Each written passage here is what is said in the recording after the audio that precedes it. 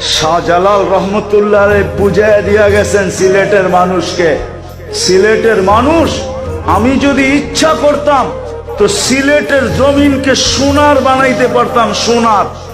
যেই ব্যক্তি জায়নামাজে বৈশা সিলেট সুরমা নদী পার হইতে পারে, ও সিলেটের মাটিকেও সোনা বানাইতে পারত।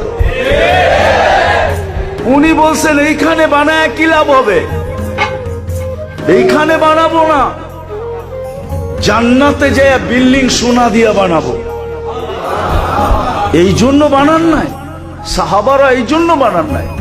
বিদায় আমি কথা শেষ জায়গায় চলে আসছি। বুঝলে এতটুকুই যথেষ্ট। যদি আজকে এই মজমা অঙ্গীকার করে মনের থেকে, দিলের অন্তরের অন্তঃস্থল থেকে, যে আমি আল্লাহওয়ালা হইতে চাই, আর কিচ্ছু হইতে চাই না। কি চান আল্লাহওয়ালা হইতে? কে কে চান দেখি?